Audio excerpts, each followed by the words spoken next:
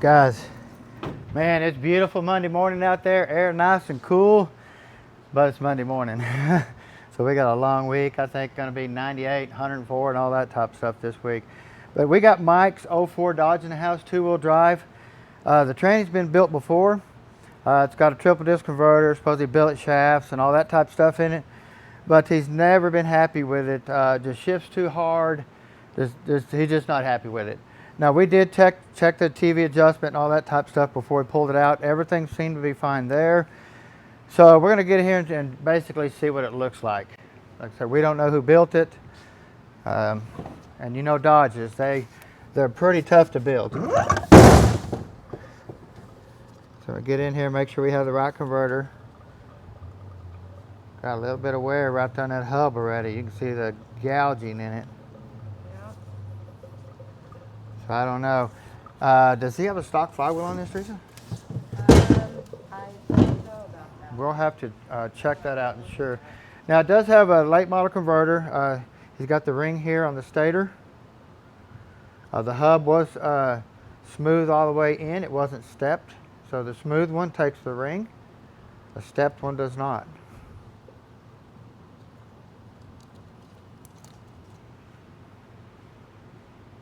Okay.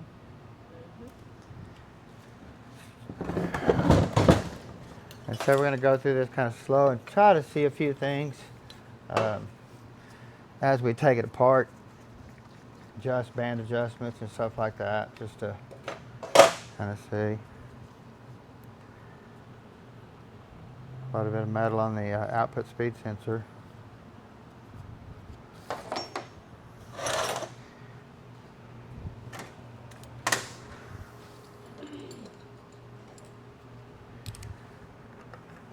Now down here under this bracket right here is a snap ring that holds the overdrive output shaft and everything center in the shaft or in the housing here. This is where a lot of wear happens. Every time we get one in here, we usually have snap ring wear down in here, and this one here I believe does have quite a bit.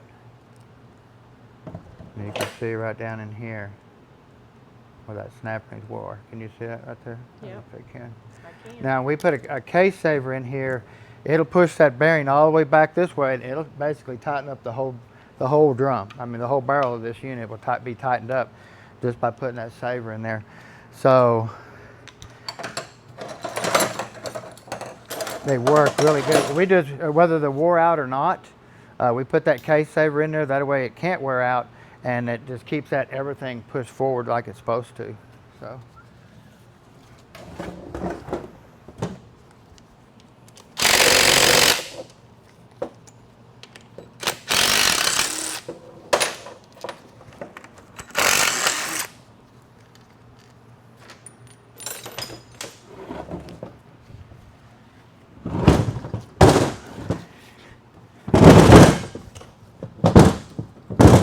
Come on. Dang! Telling you, this thing's mad at me this morning. Did you eat your Wheaties? Actually, I used up all my strength this weekend doing honeydews. No. Yeah. I didn't have to even do anything. Guys, I loaned our lawnmower to Teresa one time, and I come back out and it's smoking. The motor tries to lock down. I get it started again, make one pass on the front yard, and the motor just locks plumb down. I mean, it's smoking, it's wore out. We've had it like 25 years, something like that. Right, but I'll say you loaned it to Teresa.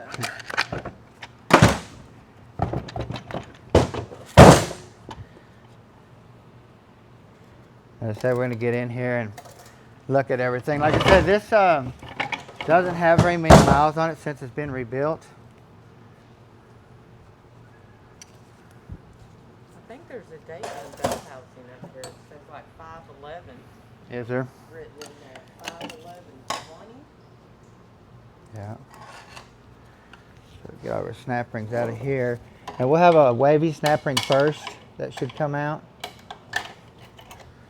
And then we'll have a solid snap ring come out. So make sure you try to get these apart, like the openings apart when you put them back in, and then try to keep your tips out of a non-locking area where they set. So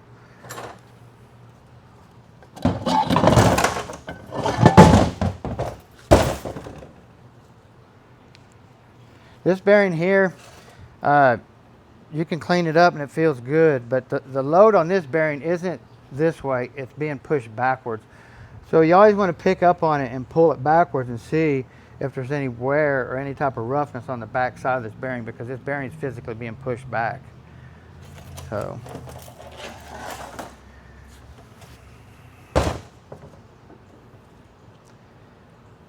I'm going to look at this right here. This depth almost don't look right, but we're going to have to get this apart and count the clutches and see what type of clearance he has in there. See, some of these bushings don't look new. Like I say, you get a lot of people think rebuilding consists of just poking clutches in there, when rebuilding consists of seals, bushings, setting clearances, and all kinds of stuff. So there's a lot to this unit right here.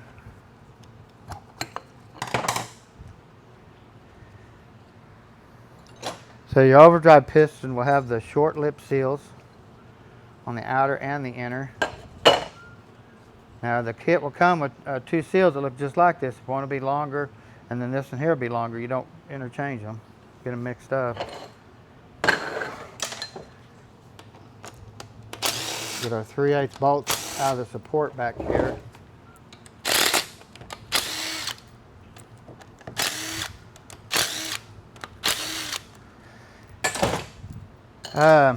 I'd say this support doesn't look new. We'll get it out and see if it looks like a late model version, because we changed every one of those.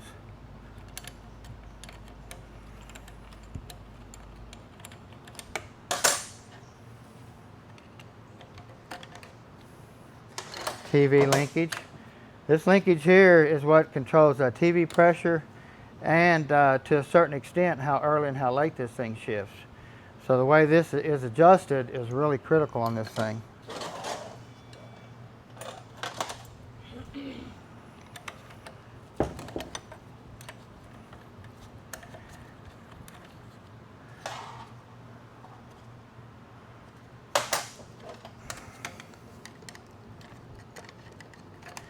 We also fix all the park stuff that's wrong with these trannies. They're bad about wearing out park and not being able to get them out of park, having to break the shifter to get it out of park and all that type of stuff. So we repair all that too.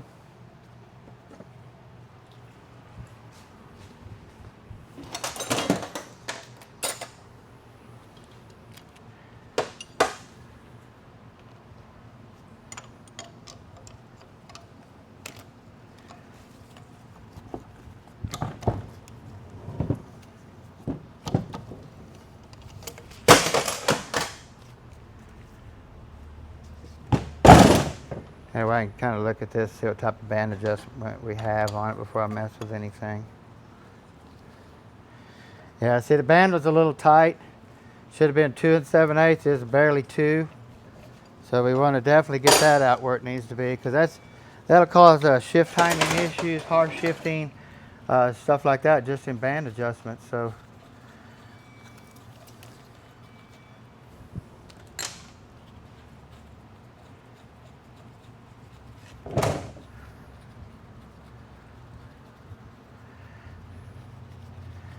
I'll get that out of there.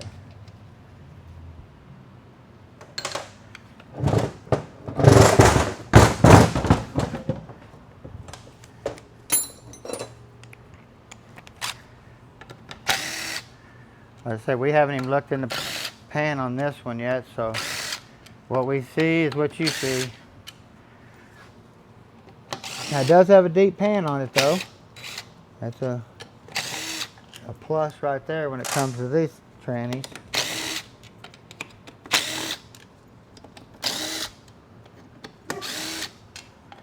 Wasn't no washer on that bolt.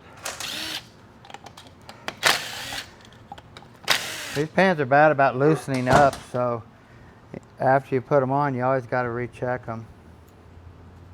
why they got that little lock washer on there for.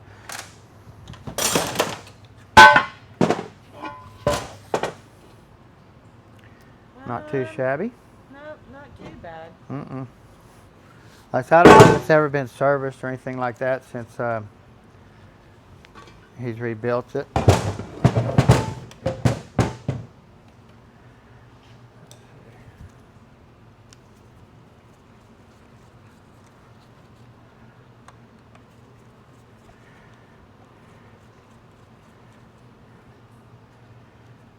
You'll see how this filter is. I like the ATS pan 10 times better. It keeps the filter farther off the bottom of the pan, traps the trash a lot better. So if you guys are spending the money, huh? It's got fins in it. Yeah. If you guys are spending the money, buy an ATS pan. Because I'm telling you, the filter life changes totally. Even though that pan's a little deeper, you can still see the filter was picking up trash off the bottom. So you always want to buy it. Spend that extra $1 and get that ATS pan. They're just 10 times better. Actually, we got another order of them coming in. They haven't come in. Did they come in yet? We go through a ton of these. And we have a filter extension. But you can see here how it's close to the pan right through here. And, you know, it just picks it up off there. Now this is a factory governor pressure sensor. This is an aftermarket solenoid where I like to use the factory solenoids on both sides. Unless you're going just really, really high pressure.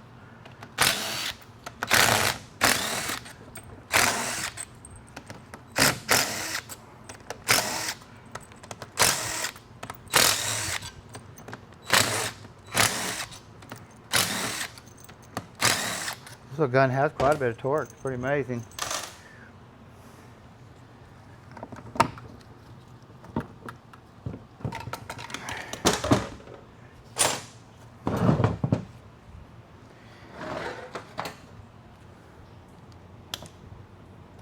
Having a pressure sensor off here. Get the solenoid unplugged.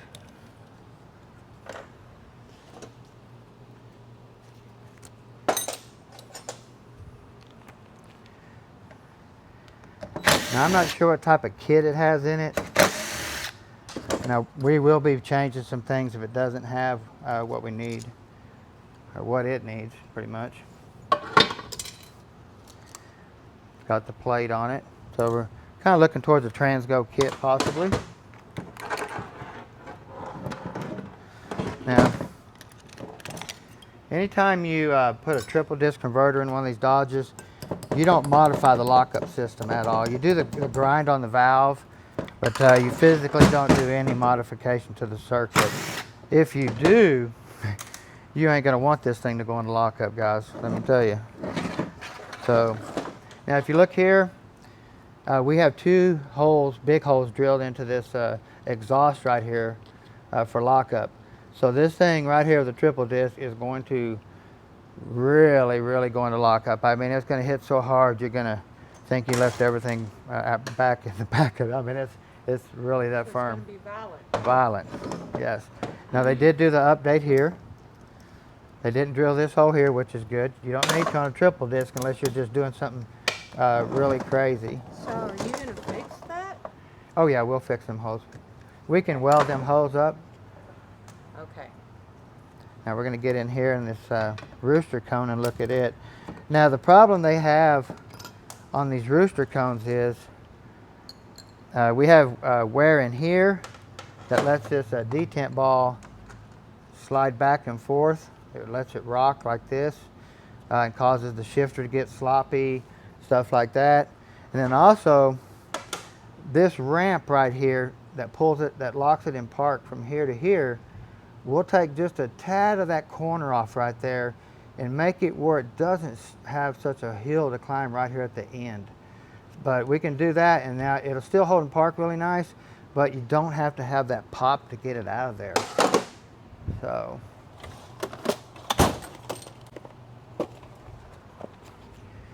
We have our Transgo. These guys are great, guys, let me tell you. And what we do is we have our little bullet here. that'll physically go back in here. That supports it really nice. See, uses the whole bore to stabilize. That way there's no rocking or anything like that. You got to be careful and make sure it clicks good and it doesn't get stuck in the bottom of the bore, because I have had them get stuck in the bottom of the bore. So you want to check that when you put it together. Got our transgo manual valve. Now what we're going to be doing to this unit is we're going to be putting a Sonex full-time lube valve in it. We're going to change this kit up just a little bit, and then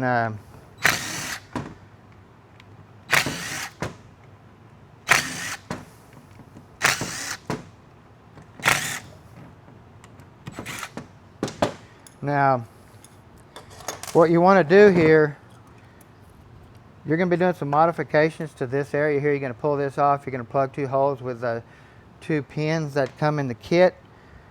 But the problem, once you put them pins in there, you have to flat file the surface. The last unit I did, when the customer assembled it, anytime he drilled a hole or anything like that in anywhere, you have to get that edge knocked off there. If not, it's going to hold it open. So you definitely want to do that on this one here.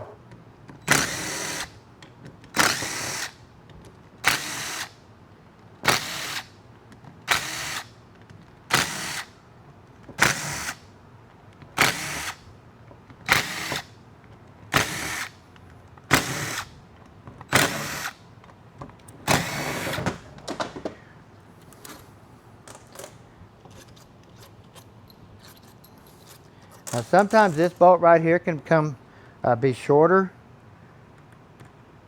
and when you take it apart, sometimes this one is, so I mean sometimes they can be the same length too.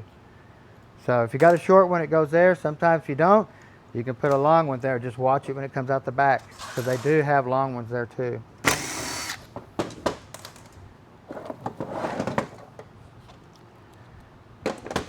Now what we're going to do, we're going to get in here and get this plate off here, and we're going to look for a check ball right here. It was installed. Now when we go back with this, put this ball, we're not going to lose it. Anytime you go back with an aftermarket plate, you have to clean that plate up. These plates have been pressed out, so the back side of this plate needs to be cleaned. They don't tell you that in the kit, but let me tell you guys, I have found out it works a lot better that way. You have a metal forward check ball here, you have a reverse check ball here. Now they've already put it to a rubber one there. Now what we'll do, we'll take flat file this, even take Scotch-Brite. Go over this, make sure this thing is clean on both sides here. And then we'll take this plate right here. After we get done drilling our holes to the specifications that we want, we'll take Scotch-Brite. We'll Scotch-Brite this all up on both sides. This side here is not bad. This side right here is terrible. So you have to get in here, go get you some Scotch-Brite. And I mean, just clean this thing up really nice. Put it on a flat table. And I'm telling you, once you get this Scotch-Brited off, all these ledges right here are smooth. You don't even grab them with your glove no more. It'll feel like this side. But down here, it grabs your glove. So once you get all that off, it'll set more flush on this plate right here. Or on the, so you want to do that. Scotch-Brite that too. Even take this here. I mean, I do them all. I mean, I Scotch-Brite them up. That way I know that there is nothing on here. I mean, you can see a dent right there before I touched it. I mean, there's a big dent right there. So that tells me there could be fluid coming out of right here, that big dent there. Take a flat file, file it off, and then come in with some Scotch-Brite and clean that all up. Both sides. Now he does have his all the check balls in the right places. There's a big one here. The shift kit comes with this thing here. Now, we did notice here that he does have a blue TV spring here. It does, looks like it has a metal valve here. We're going to look at this really good. We might be changing this TV spring back to the factory spring, being that it's a cable operated. That way we're not over TVing this thing and causing harsh shifts from having too much TV pressure. because we've seen that happen before. We don't like to change the spring here. Now on a TV motor style, we will change the spring to the green one. But on this cable style, we'll adjust the cable to change our TV pressure instead of changing the spring. To me, it works a little better. Now they do have this flush. Now what we're going to be doing, we're going to be changing this up just a little bit because we're going to put a Sonex lube valve in here. Even though Transgo did do their lube circuit thing, you can't do both of them at the same time. So what we do is we'll come in here, put the Sonex valve in here. We'll take these two pieces here off, this and this off, right here. And then we'll take and bend this spring right here where it fits tight on this land right here. We'll leave this spring in there too. That way the spring sets really tight on that land on the new valve. And then what we do is we put it back in. Make sure there's not been a hole drilled here. If it has been, plug it. We don't want any hole there. And then what we do, since when you take this off, it lets the spring relax a little bit more towards the valve, and we want to take up that gap. So what we do, instead of putting this back flush like the kit wants you to, we'll leave a little gap in there, right in here. Instead of flush, we'll bring it out about like that to take up the gap that we left off for these two washers here. And now we have a full-time lube circuit with a Sonex valve. And then also we'll come in here and then we put Sonex throttle valve too, or shift lever valve. So that way you have a matching set there. The rest of it looks good. We'll look at this valve here and see if it was modified. Now, these valves, guys, anytime you grind these things, they say grind it to the middle. If you read the instructions, I mean, he almost took that thing all the way to the end. You know, I barely go halfway, if halfway. That's all that valve needs. If you go any further than that, I mean, he's lucky. He went any further, that valve is junk. We're going to have to, actually, it is junk. We're going to get rid of it at the end of it, beat plumb off. So we're going to look up, get another lock-up valve here, get it in there, grind it back. Ooh, I'm sorry, Teresa, I got oil on your shirt. Looks good. But we'll come in here and plug these two holes right here.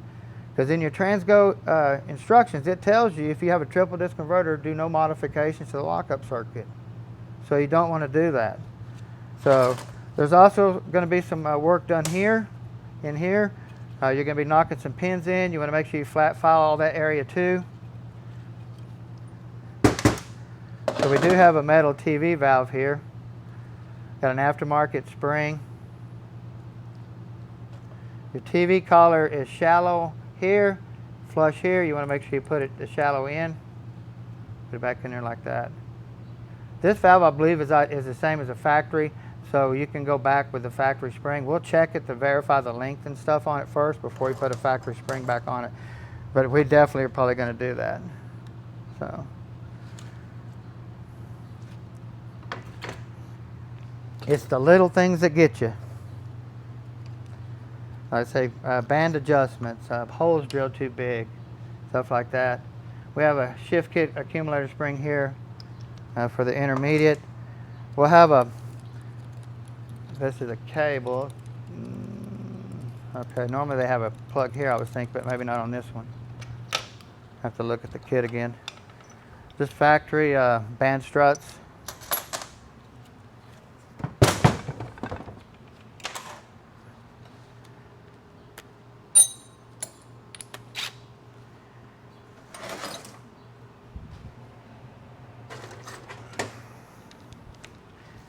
Oh, there's a date on there, huh?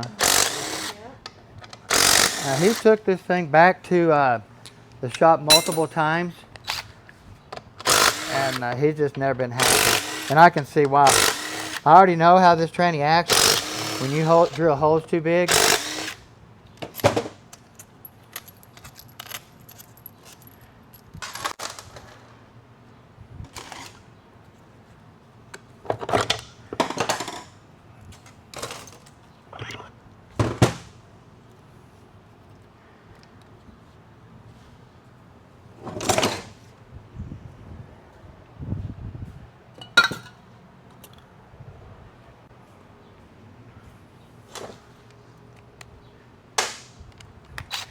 So we have our Transgo high pressure rings.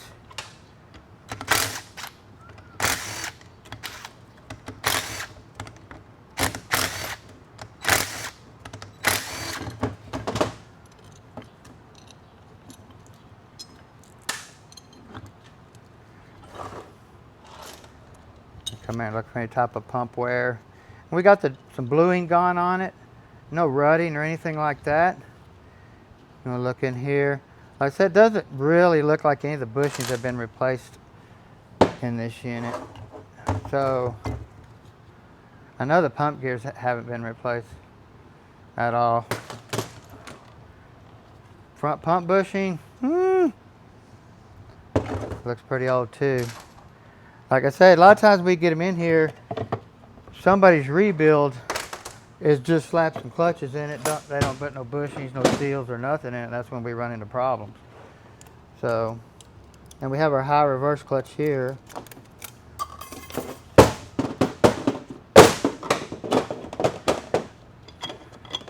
Like I say, just setting this tranny up, you really got to know. Now to me, it's got different clutches in it. This clutch is different than this one. You can tell. So it doesn't have all new clutches in it neither. I say when you pay for this stuff, it's just as easy to give the customer what they want. I mean, what they pay for. Like I said, I can't tell if that bushing's new. I'm not for sure how many miles is on it. The drum is good where the band runs and where the sealing rings run. Got an aftermarket piston. Got a high snap ring groove. So I said I can possibly get one more clutch in this. I'll just have to try it and see what I can do. But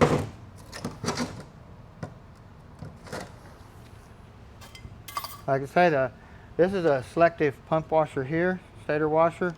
Multiple places you can set clearances at in this. You can set clearances here.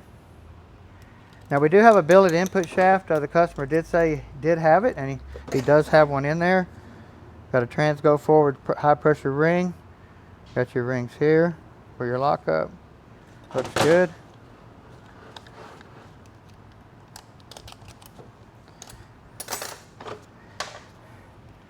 Our forward clutches. As you can tell, it's a late model, has the fine teeth clutch. The earlier design has a thicker tooth, a lot less tooth count. Get tongue-tied sometimes trying to think and talk at the same time. So I'm going to get in here and make sure it's not wore out here on the bottom where it runs on the piston. Now here's our seal. I was talking about how you have a taller lip seal on this one here and compared to your overdrive. It takes a shortcut seal, but you can get them mixed up, and that's not something you want to do on this tranny. So beautiful looking input drum. Our tall sealing ring there. And we do have a brand new band.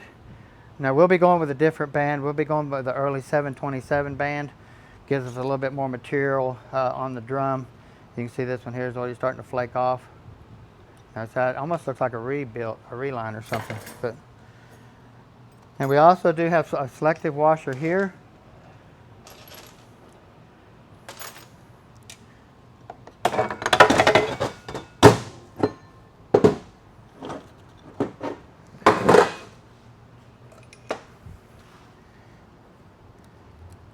Snap ring off here. Now this snap ring right here, guys, is selective.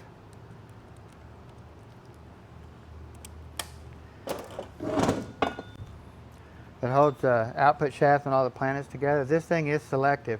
You can get them thicker or thinner to tighten this up right here. You want to look at your washers. Like I say, this is probably factory washers that's never been replaced. I can tell just by looking at them. You can tell they've been really pushing hard on here. So that's just a factory washer. And we're going to get in here. We're going to look at this sun gear here on both sides. Look at your teeth on both sides, because I'm telling you this thing's probably wore out too. You can't really look at this one until you get it apart. But you can look at this thrust washer here That's not new. That's the original one from the factory from Dodge. You get down here, you have another one, and it's just as bad. So,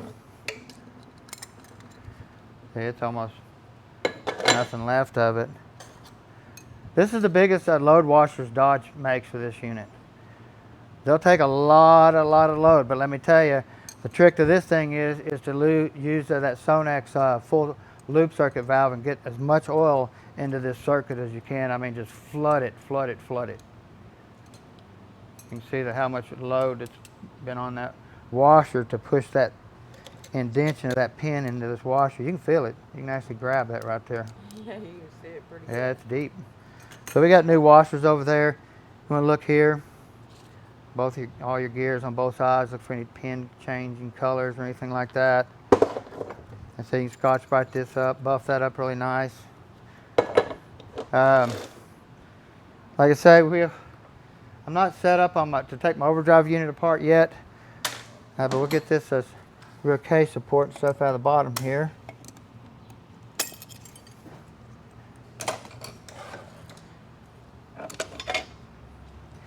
Yeah, you can see it's already wiped out down in here. Got a lot of metal shoved through this unit, come from somewhere. And anything in the cooler, out of the converter, anything like that, it's going to come right in here first and get that. You can see here, this is a used band. You can start to see where it's starting to fuzz up and stuff in areas. We have a plastic thrust washer there. Got our lower sprag assembly.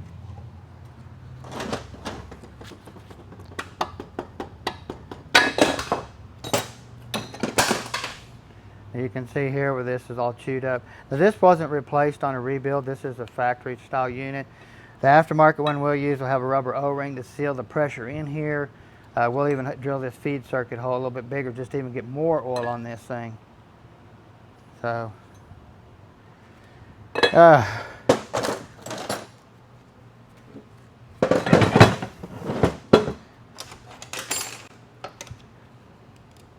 get our intermediate servo out here.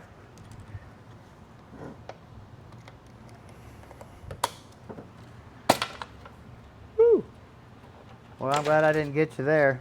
Now they did put dual springs in here. On this one here, I don't do that. I end up leaving this spring out. I like a little bit firmer second. You got to be careful though. You can have harsh downshifts if you mess with too much of this stuff. So if you see that little feed hole right there, the little exhaust hole, you can take that keeper out there. I don't know if I've ever done that and showed anybody that. But if you want to kill shift timing on this tranny, take and put a washer down in here and take this out. Because basically this is a cushion. It fills up with fluid and then it has to squirt it out that little hole. So it softens the shift up is what it does. Softens the band apply. But it's a race car type thing only because it's going to shift a lot firmer. So you can take and put a washer down in there. Some shift kits come with a spacer.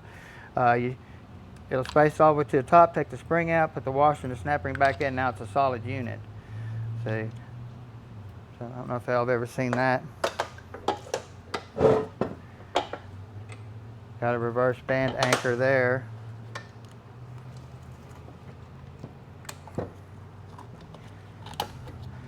I think this tranny here, guys, is probably seals, clearance issues, stuff like that. Just going to take a lot of work to just get it back to where it needs to be. We have our reverse servo piston there. So you're going to check these. These get weak around here and crack, stuff like that. So, okay, not too shabby.